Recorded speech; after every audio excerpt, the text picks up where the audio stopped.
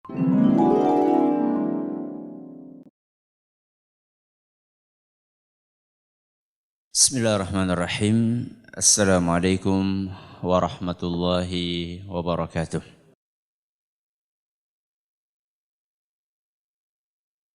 Alhamdulillahi rabbil alamin. Wa bihi nasta'inu ala umuri dunya waddin. Wa sallallahu ala nabiyyina Muhammadin wa ala alihi wa sahbihi ajma'in, amma ba'd. Kita panjatkan puja dan puji syukur kehadirat Allah tabaraka wa ta'ala.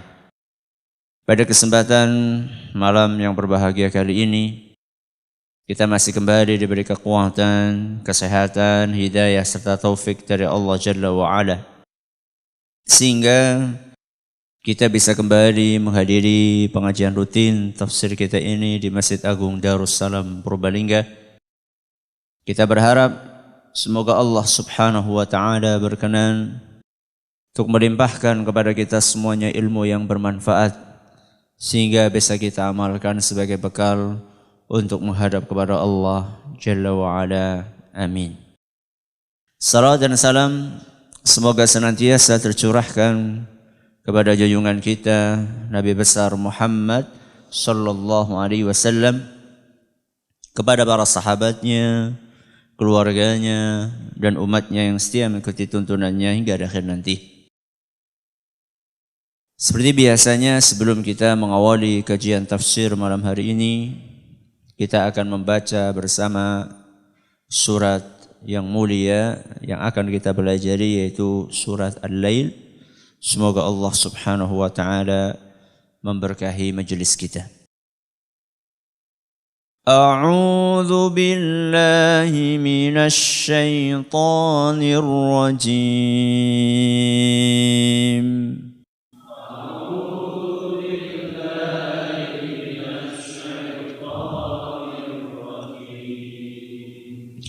Bismillahirrahmanirrahim.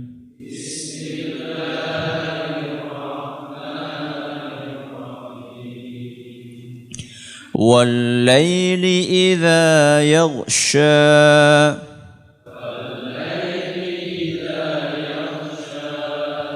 وَالنَّهَارِ إِذَا تَجَلَّى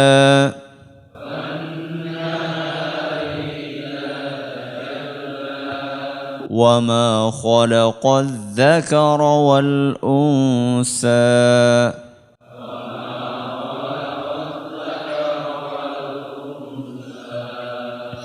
إِنَّ سَعْيَكُمْ لَشَتَّى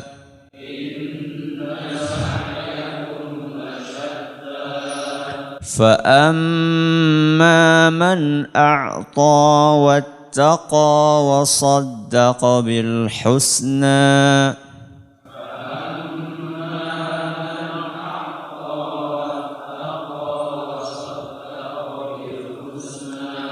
فَسَنُيَسِّرُهُ لِلْيُسْرَى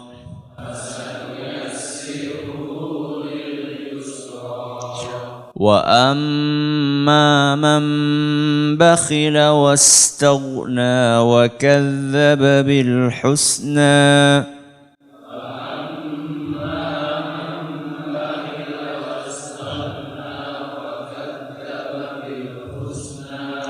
فَسَنُيَسِّرُهُ لِلْعُسْرَى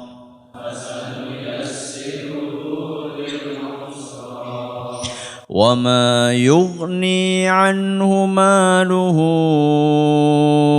إِذَا تَرَدَّى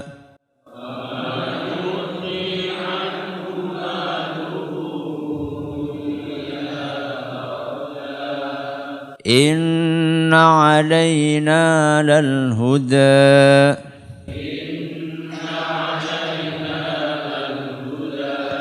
وَإِنَّ لَنَا لَلْآخِرَةَ وَالْأُولَى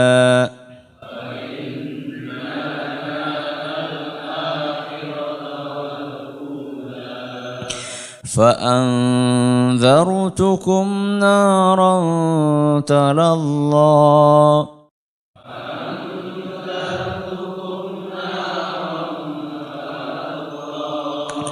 لا يصلاها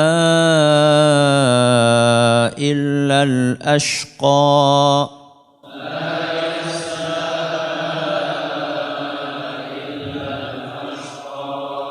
الذي كذب وتولى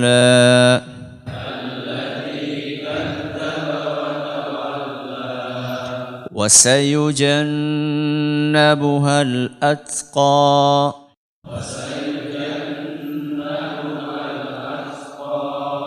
الذي يؤتي ماله يتزكى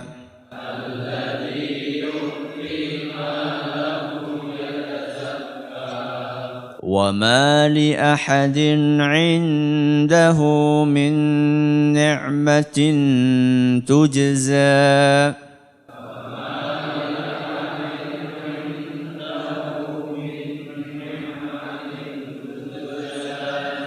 إلا ابتغاء وجه ربه الأعلى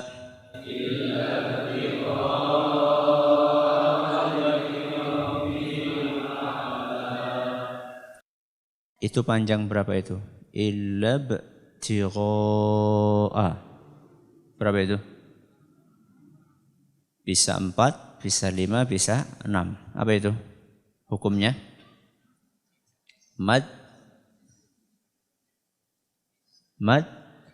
wajib muttasil. Apa? Mad wajib muttasil.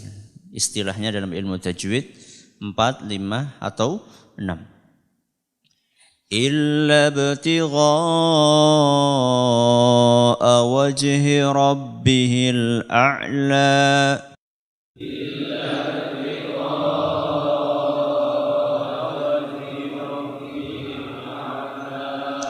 wala sawfa yarda. Para hadirin dan hadirat sekalian yang kami hormati dan juga segenap pendengar Radio Insani via streaming dimanapun Anda berada. Para pendengar Radio Bas FM di Solo Tigo dan sekitarnya, Radio Roja di Jakarta, di Bandung, di Lampung, di Berau, dimanapun Anda berada. Radio Al-Hikmah di Banyuwangi dan sekitarnya, Radio Kita di Cirebon dan sekitarnya, Radio Sahabat Muslim di Tegal dan sekitarnya, juga para pemirsa Roja TV dan Yufid TV yang semoga senantiasa dirahmati oleh Allah Azza wa Jalla. Alhamdulillah, malam hari ini kita akan memasuki ayat yang terakhir dari surat Al-Lail. Ayat yang keberapa? Ke-21. Yaitu firman Allah Subhanahu wa taala, wala saufa yarda. Yang artinya niscaya dia kelak akan ridho. Apa artinya? Niscaya dia kelak akan ridho. Siapa dia di sini? Niscaya dia kelak akan ridho. Siapa yang dimaksud dengan dia di sini? Allah atau manusia? Manusia apa Allah? Ada perbedaan pendapat di antara para jamaah. Yang dimaksud dia di sini Allah atau manusia? Ngacung-ngacung. Para ulama kita menjelaskan bahwa yang ridho di sini yang dimaksud adalah manusia. Manusia sembarang manusia atau manusia khusus? Manusia khusus. Manusia khusus yang Allah sebutkan sifat-sifatnya di ayat-ayat sebelumnya. Wasayujannabuhal atqa alladhi yu'ti malahu yatazakka. Satu, manusia yang bertakwa. Wasayujannabuhal atqa. Terus alladzi yu'ti malahu, yang rajin apa? Infak. yatazakka, berusaha untuk mensucikan dirinya. Dan semua itu dia lakukan semata-mata karena mengharapkan ridha Allah. Illa ibtigha'a wajhi rabbihil a'la. Dan dia tidak ada tendensi duniawi di dalam amalan-amalan soleh yang dia kerjakan. Wa ma li ahadin indahu min ni'matin tujza. Bukan untuk balas jasa atau mencari jasa, terima kasih dari ucapan manusia, tidak. Orang-orang yang memenuhi kriteria tersebut di dalam ayat-ayat sebelumnya, itulah orang-orang yang wala saufa yardha. Mereka adalah manusia-manusia yang kelak akan ridho. Ridho siapa? Puas, senang, bahagia, rela. Mereka lah manusia-manusia yang akan puas, yang akan senang. Puas dengan apa? Puas karena apa? Puas dengan apa? Puas karena akan mendapatkan balasan yang sempurna dari apa yang mereka kerjakan ketika mereka di dunia. Inilah yang membuat orang-orang yang bertakwa tidak kenal lelah di dalam beramal. Beramal sekali dua kali mungkin gampang ya. Tapi beramal apa? Continue itu yang sulit.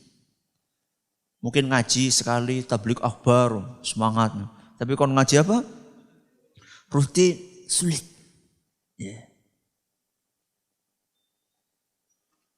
Tahajud bulan Ramadan, Masya Allah. Apalagi 10 hari terakhir. Tapi suruh sepanjang tahun keberapa? Berat. Infak sekali, insya Allah bisa. Tapi suruh rutin infak, berat. Ya. Apa yang membuat orang-orang yang beriman, orang-orang yang bertakwa, mereka senantiasa fight, senantiasa punya kekuatan untuk beramal, memperbaiki niatnya. Karena dia yakin betul, pasti dia akan ridho dengan balasan yang Allah sediakan untuk mereka. Bagaimana mereka tidak ridho? Bagaimana mereka tidak puas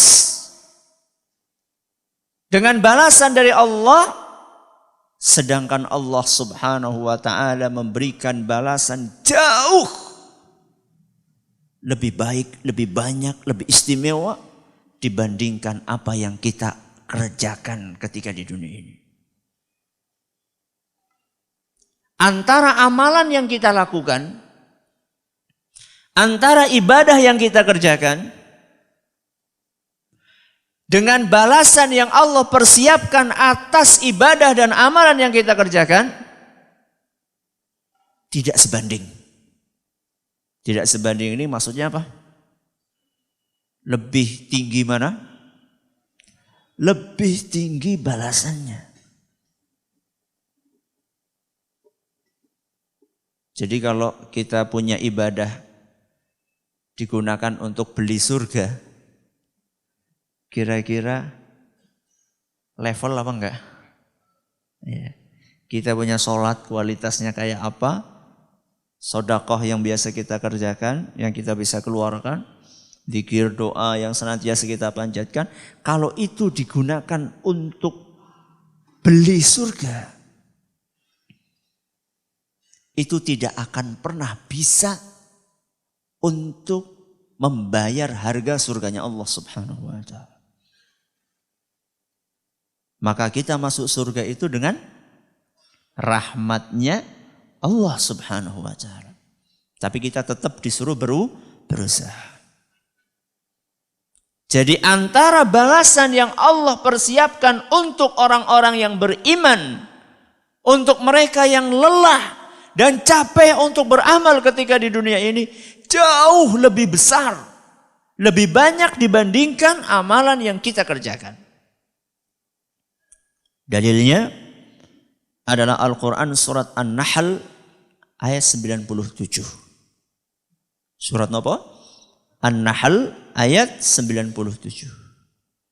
Dalam ayat tersebut Allah Azza wa Jalla berfirman, "Man 'amila salihan min dzakarin aw untha wa huwa mu'min."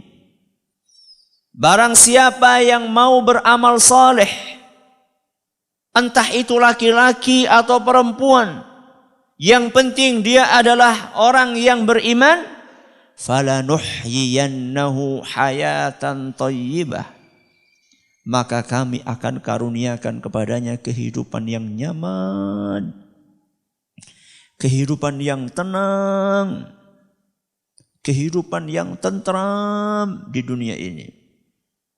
Terus apa lagi? Walanajziyannahum ajrahum, dan kami akan karuniakan pahala untuk mereka bi ahsani ma kanu ya'malun. Pahala itu lebih baik, lebih istimewa, lebih besar dibandingkan amalan-amalan yang mereka kerjakan.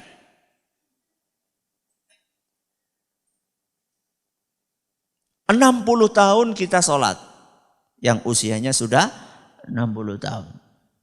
Dari sekian ratus dan ribu sholat yang kita kerjakan, yang fix,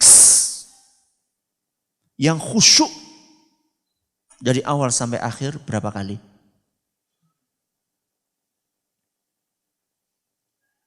Dari situ kita tahu kualitas amalan yang selama ini kita kerjakan.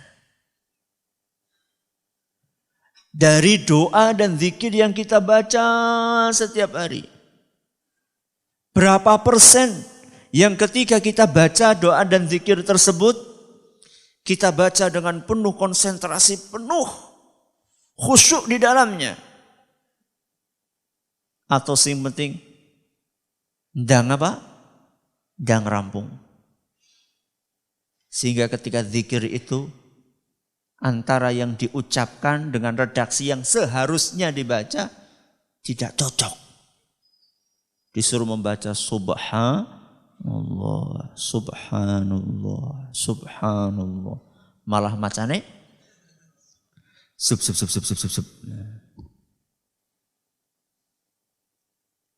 Yang seharusnya dibaca alhamdulillah, alhamdulillah, alhamdulillah. Bacanya apa? Tulillah, tulillah, tulillah, tulillah. Sing penting sirahe sing goyang-goyang. Allahu akbar, Allahu akbar, Allahu akbar. Bacanya gimana? Bar. Ya. Yang penting cepat. Sing penting orang ketinggalan imam. Bukan kok malah berusaha untuk pelan-pelan dinikmati. Ketika kita menikmati makanan yang enak itu kan kita apa?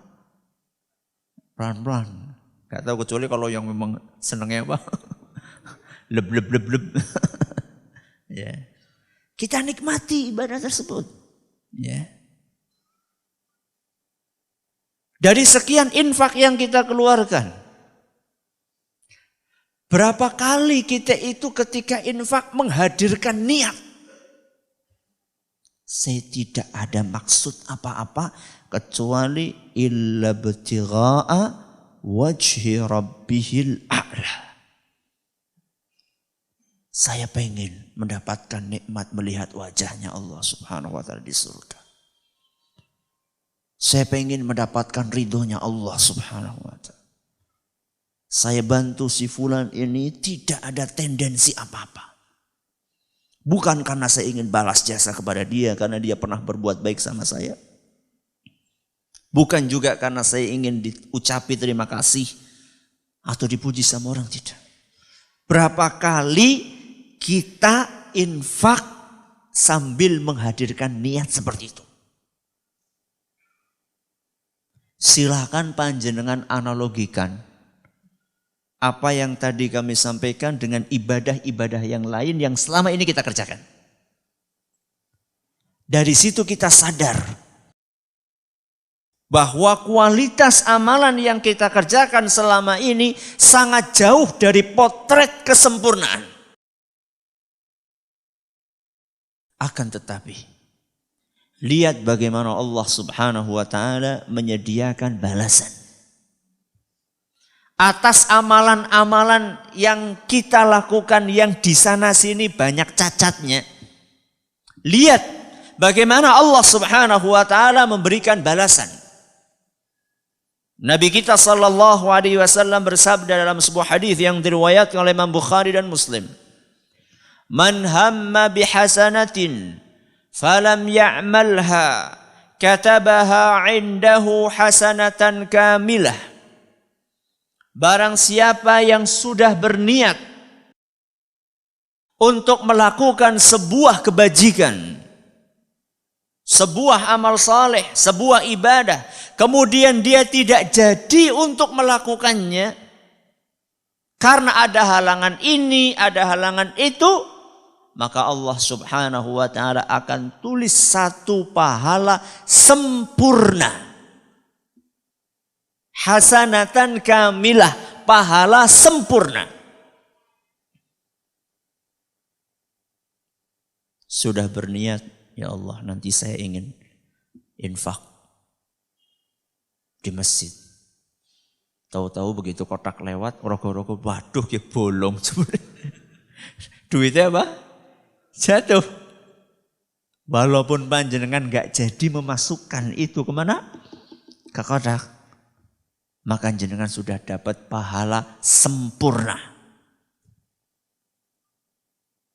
Padahal baru apa? Niat. Lah nyong esok tak niat bae. Begitu? Yuk jatuh.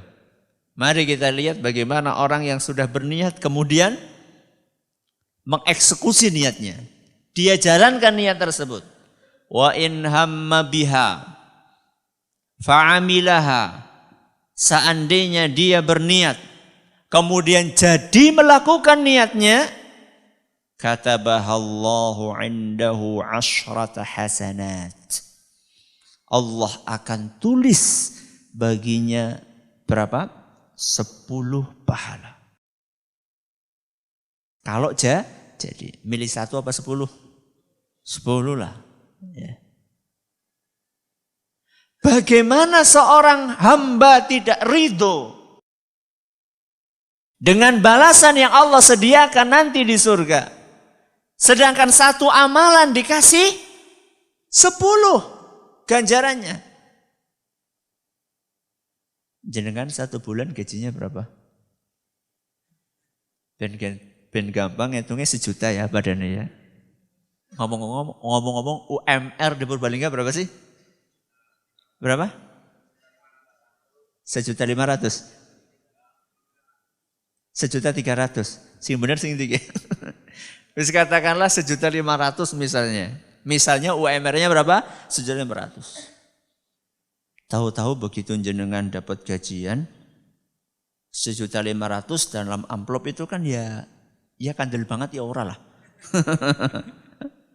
Kecuali kalau duitnya ewonan ya. Kalau duitnya 100-an ribu, 1.500.000 paling kan segini ya. Tahu-tahu begitu jenengan pegang amplop baru megang, kandel temen. Kira-kira jenengan husnudzon apa suudzon itu? Nek suudzon ki paling 5 ewonan ki. Kalau husnudzon apa? Ini kayaknya ada bonus ini. Ternyata begitu dibuka, merah semuanya. Begitu dihitung jumlahnya ada 15 juta. Terus jenengan langsung dibawa pulang, apa tanya sama bendaharanya? Langsung bawa pulang apa tanya bendaharanya? Jangan-jangan apa?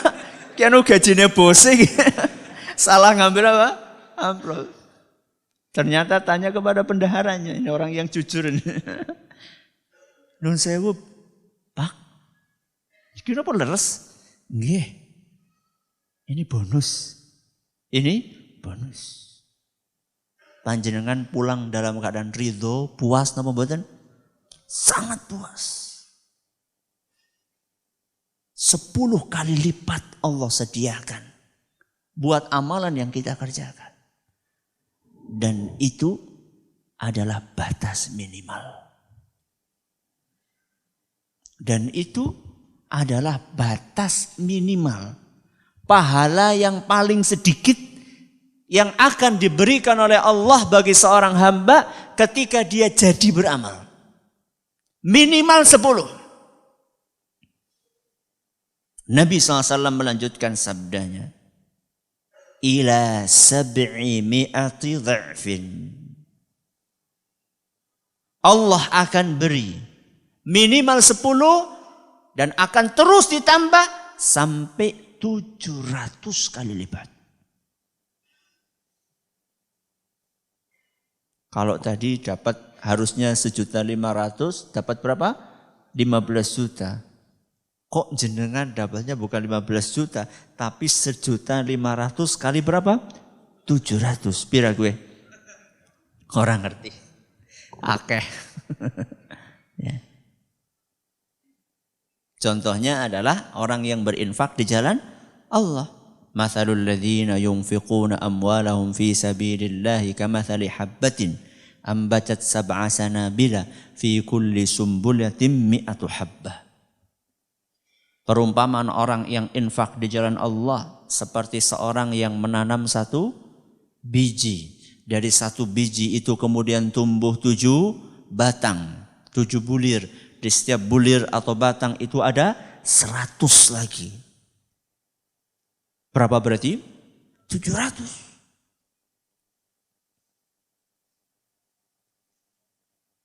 Dan ternyata ada beberapa amalan yang Allah sediakan pahalanya tanpa batas. Kalau tadi kan 10 sampai berapa? 700. Ada amalan-amalan yang Allah sediakan pahalanya melebihi batasan-batasan yang tadi sudah disebutkan dalam hadis Nabi SAW. Bagaimana seorang hamba tidak ridho? Bagaimana orang yang beriman tidak berusaha untuk continue di dalam amalannya? Sedangkan dia tahu bahwa balasan yang Allah sediakan untuknya minimal 10, 700 bahkan tanpa batas. Yang tanpa batas itu contohnya apa pahala? Puasa. Contohnya apa? Puasa. Dalam sebuah hadis yang diriwayatkan oleh Imam Ahmad, dan hadis ini dinyatakan sahih oleh Imam Ibnu Khuzaimah, Imam Ibnu Hibban, dan juga Syekh Al-Albani. Rasulullah SAW bersabda, kullu hasanatin bi'ashri amthaliha ila 700 dhi'fin. Setiap amal soleh akan dilipat gandakan pahalanya 10 sampai 700. Illa siyam. Kecuali apa? Puasa. Fahuwa li. Puasa itu adalah milikku.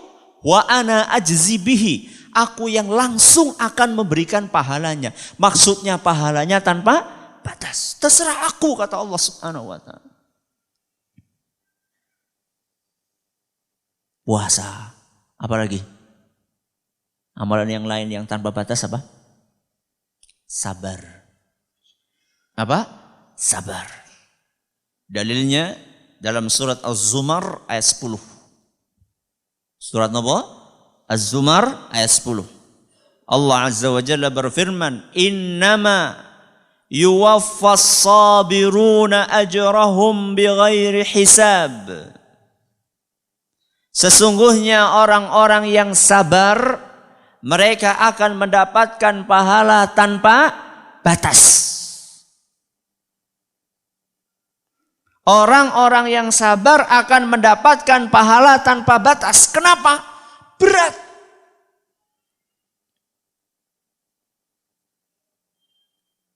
Sabar itu ada batasnya nggak? Selama ini kan orang, kenapa nggak? Ya sabar itu ada batasnya mas. Ya. Kamu sudah berapa kali ngutang sama saya dan terlambat bayarnya? Kamu sudah berapa kali nginjek kaki saya? Sabar itu ada batasnya. Sabar ada batasnya nggak? Ada nggak? Nggak ada. Loh, kalau misalnya sabar ada batasnya, nanti pahalanya jadinya apa? Loh, pahalanya sabar kan gak terbatas. Masa kemudian jenengan sabar itu dibatasi berapa kali? 3 kali. Ki wis ping 3 loh. Sabar itu berat. Sabar ketika kita ditimpa musibah yang bertubi-tubi. Istri kecelakaan, anak sakit, kita sendiri kehilangan uang, hasil panen gagal. Ya. Kemudian dimarahi oleh bos. Anak enggak naik sekolah. Itu bertubi-tubi datang. Sabar itu berat. Ya. Tapi jangan sampai sabar itu orang apa-apa. Orang kerja, Kang, sabarlah. Itu bukan sabar, itu malas namanya. Ya sabar ini bukan pasif, ya, bukan nggak ngapa-ngapain. Sabar itu bukan nggak ngapa-ngapain. Ya. Sabar itu tetap berikhtiar sesuai dengan kaidah-kaidah yang dibenarkan oleh agama. Kemudian ketika antara ikhtiar yang sudah dilakukan dengan hasil yang didapatkan tidak sesuai, sabar. Sabar itu artinya apa, so? Nahan. Sabar itu artinya nahan. As-sabru huwa al-habsu. Sabar itu nahan. Apa yang ditahan? Mulutnya ditahan, tangannya ditahan, hatinya ditahan. Mulutnya ditahan, jangan mencaci maki, ya. Ketika ada orang menghina agama kita minta keadilan dan itu tegas, bukan pemarah. Ya. Jadi selama ini itu ada orang yang ingin mengesankan bahwa umat Islam itu pemarah. Bedakan antara pemarah dengan apa? Dengan tegas. Ya. Tegas itu adalah menuntut sesuatu yang memang harus diberikan. Ya. Kalau pemarah itu ya mencak-mencak, ya, keluar kata-kata yang kasar, yang kotor. Lalu apa bedanya? Kalau misalnya kita umat Islam juga mengeluarkan kata-kata yang kasar dan kotor, apa bedanya sama orang lain yang mengeluarkan kata-kata yang sama? Umat Islam harus beda. Perilaku mereka harus islami, harus santun. Akan tetapi bukan berarti lemah. Bukan berarti mudah dimainkan. Tidak mau kita menjadi bulan-bulanan. Kita harus tegas. Ya. Jadi sabar itu ora kur meneng bae. Ya. Berbuat kita sesuai dengan batasan-batasan agama syariat. Tidak melampaui batasan-batasan tersebut. Sabar. Itu termasuk yang mendapatkan apa? Balasan tanpa batas. Ya. Apa sih yang disediakan oleh Allah di surga? Sehingga orang-orang yang beriman, yang bertakwa, yang memenuhi kriteria yang disebutkan tadi, mereka bisa puas ketika masuk ke surga mendapatkan balasan yang Allah sediakan. Apa sebenarnya yang Allah sediakan di surga? Panjang banget kalau kita bahas. Tapi sedikit kita akan lihat dan dari situ kita akan mengetahui betapa ganjaran yang Allah sediakan untuk orang-orang yang bertakwa, yang konsisten di dalam beramal, beriman, bertauhid, mengikuti sunnah Rasul SAW di dunia ini, bagaimana mereka nanti akan puas dengan balasan yang Allah sediakan di surga. Dalam sebuah hadis yang diriwayatkan oleh Imam Muslim, Nabi kita sallallahu alaihi wasallam bercerita, Sa'ala Musa Rabbahu. Pada suatu hari Nabi Musa bertanya kepada Allah Subhanahu wa ta'ala. Siapa yang bertanya? Nabi Musa. Yang ditanya siapa? Allah Subhanahu wa ta'ala. Apa isi pertanyaan Nabi Musa? Ma adna ahlil jannati manzilatan. Wahai Rabbi, siapakah orang yang paling rendah derajatnya di surga? Siapakah orang yang paling rendah derajatnya di surga? Yang tingkatnya paling rendah. Karena surga itu bertingkat-tingkat. Sebagaimana neraka juga bertingkat-tingkat tapi ke basement. Kemana? Ke bawah. Makanya kata para ulama, inna lil jannati darajat kama anna lil nari darakat. Surga itu bertingkat-tingkat, semakin tinggi ke atas, sebagaimana neraka itu bertingkat-tingkat tapi kemana? Ke bawah. Yeah. Dan derajat di surga itu banyak. Yeah. Bahkan beberapa riwayat menyebutkan 100 itu hanya untuk sebagian orang. Mujahidin. Ya, mereka akan dapat 100 tingkat dan nanti akan ada tingkat-tingkat yang lainnya. Subhanallah. Yang ditanyakan sama Nabi Musa kepada Allah adalah orang yang paling rendah. Lantai dasar. Lantai dasarnya neraka itu seperti apa? Maka Allah Subhanahu wa ta'ala menjawab, huwa rajulun yaji'u ba'dama udkhila ahlul jannatil jannah.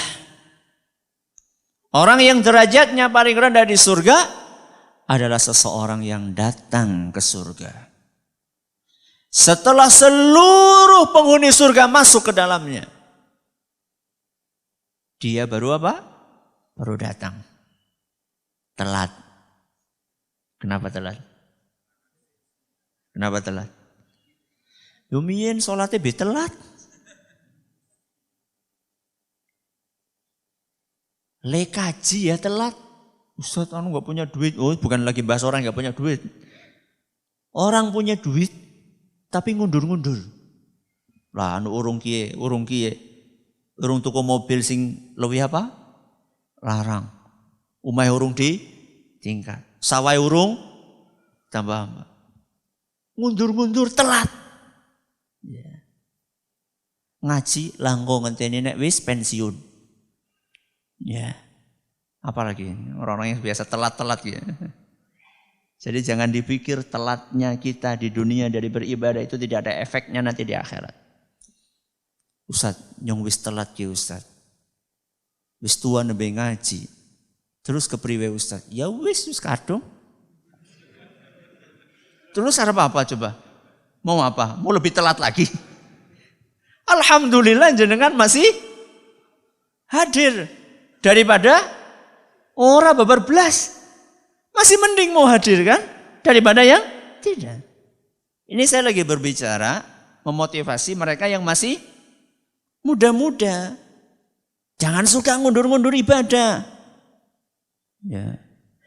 Wis azan langko urung apa? Qomat. Wis qomat lagi biasanya imamnya macane dawa. Jangan suka diundur-undur. Telat di dunia itu mengakibatkan telat di akhirat. Ya. Semuanya sudah masuk ke surga, dia baru datang. Maka kemudian begitu sampai ke depan pintu surga, Allah Subhanahu wa ta'ala berfirman, udkhulil jannah. Monggo silakan masuk ke mana? Surga. Ayo masuk surga. Ternyata dia nggak masuk surga. Dia nggak langsung masuk. Dia malah tanya sama Allah Subhanahu wa taala, "Ay Rabbi, kaifa wa qad nazala an-nasu manazilahum wa akhadhu akhadhatihim?" Wahai Rabbi, bagaimana mungkin saya bisa masuk ke surga? Kalau saya masuk ke surga, apa yang akan saya dapatkan? Tempat-tempat yang ada di surga sudah ditempati.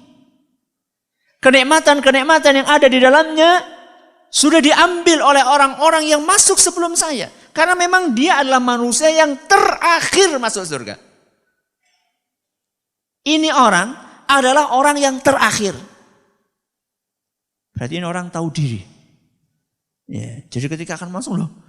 Kalau bahasanya orang-orang yang pesan rumah gue, mlebu perumahan, kaplingannya wis sentong. Dia pikir mungkin kaplingan di surga sudah habis. Ya Rabbi, gimana saya mau masuk di mana? Dapat apa?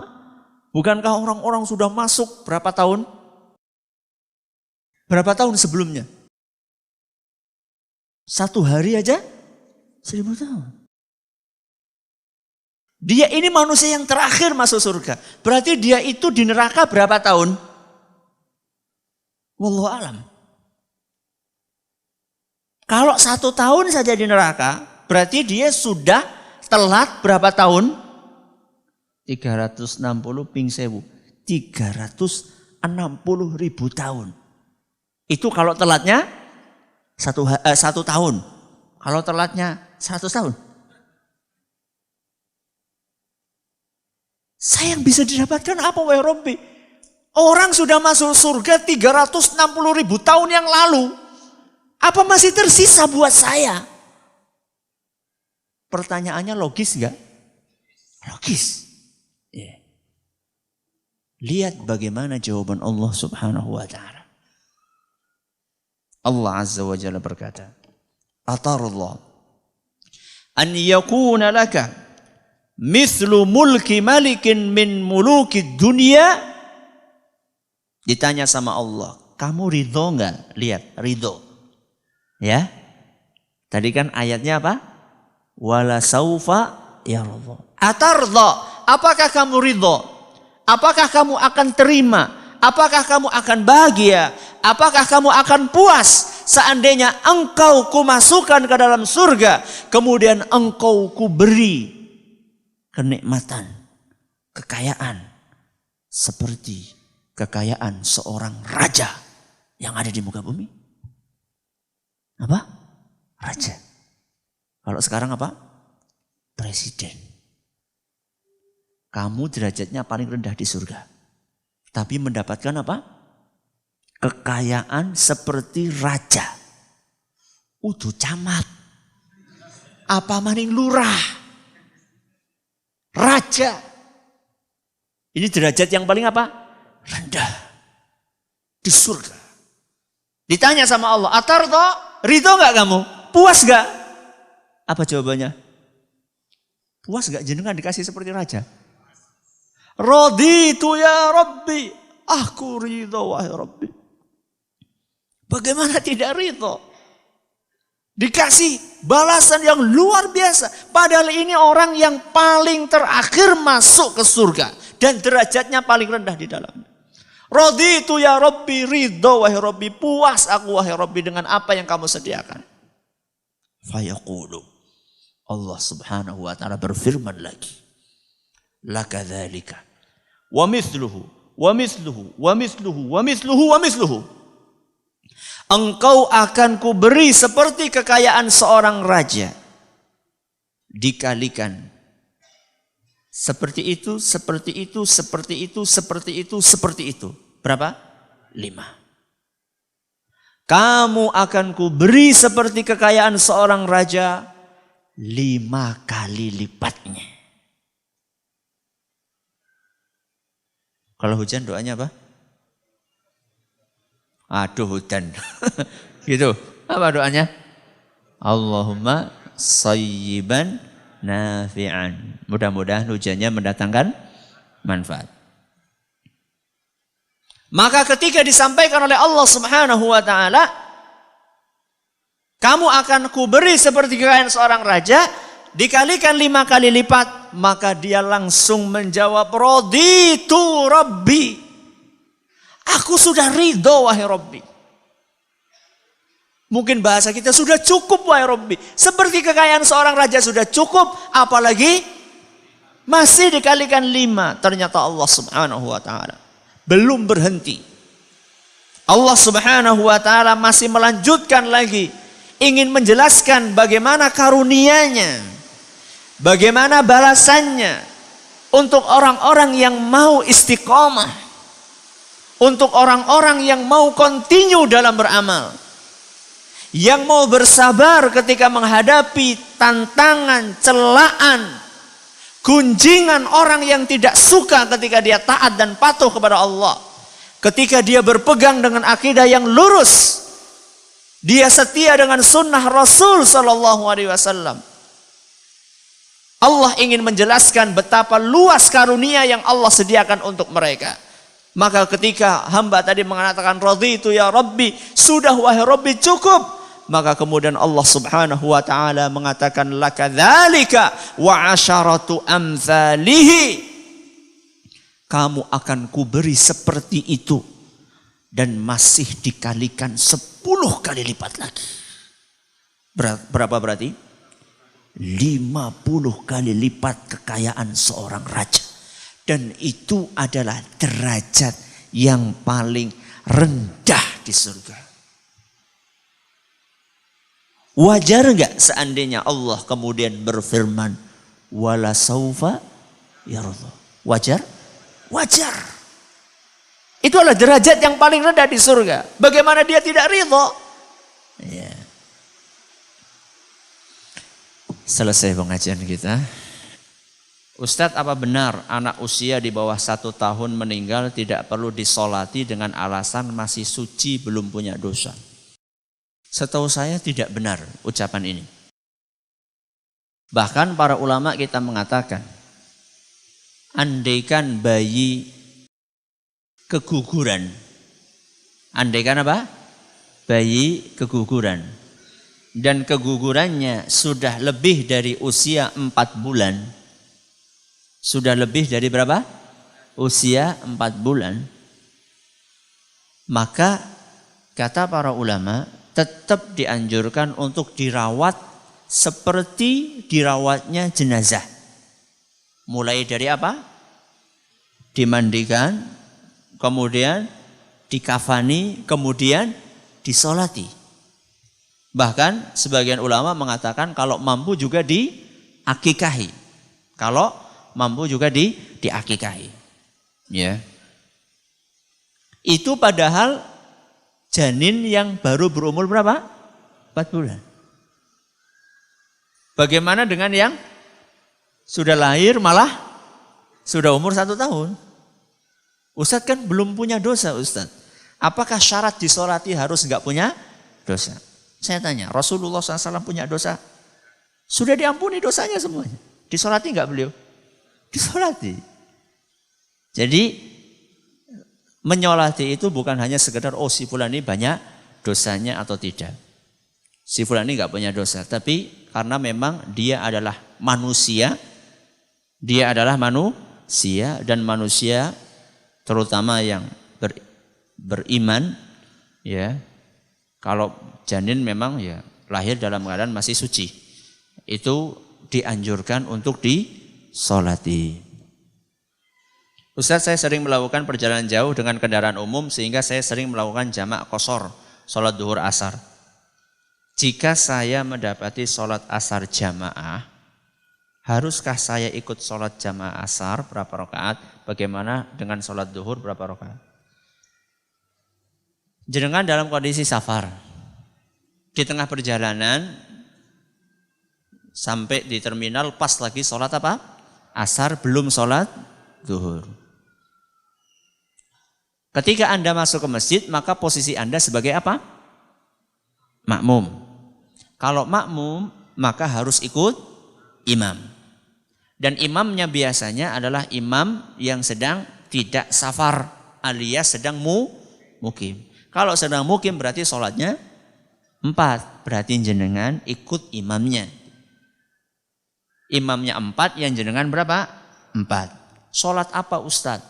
Para ulama kita menjelaskan, ketika Anda belum sholat zuhur, Anda masuk ke dalam suatu masjid, di situ sedang sholat apa?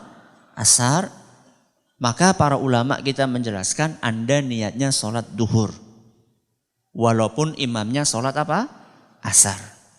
Ya. Dan ini insya Allah pendapat yang lebih kuat. Kenapa? Karena sholat itu urutannya jelas. Subuh, zuhur, maghrib, isya. Ya. Kalau Anda saat itu niatnya sholat apa? Asar. Berarti nanti habis asar Anda akan sholat zuhur. Berarti kan kebalik. Bukan zuhur asar tapi asar zuhur. Maka saat itu Anda masuknya menjadi makmum, niatnya apa? Sholat zuhur 4 rakaat. Baru kemudian sholat asar. Kalau sholat asarnya sendirian, Anda boleh sholat 2 rakaat. Saya lagi berbicara ketika Anda masuk ke masjid dan ternyata imamnya sedang sholat. Dan imamnya bukan orang yang sedang safar. Tapi kalau Anda masuk ke masjid ternyata imamnya sudah selesai apa? Sholat. Anda masuk ke masjid dan Anda sedang safar, maka dianjurkan bagi Anda untuk sholat 2 rakaat. Bukan 4 rakaat. Karena saat itu Anda posisinya sedang apa? Musafir dan Anda tidak makmum kepada orang yang sedang mukim. Wallahu a'lam bishawab. Mudah-mudahan bermanfaat. Terima kasih atas perhatiannya. Mohon maaf atas segala kurangnya. Kita tutup dengan membaca subhanakallahumma wa bihamdika asyhadu an la ilaha illa anta astaghfiruka wa atubu ilaik. Assalamualaikum warahmatullahi wabarakatuh. Jangan lupa untuk subscribe dan share bila kajian ini dirasa bermanfaat.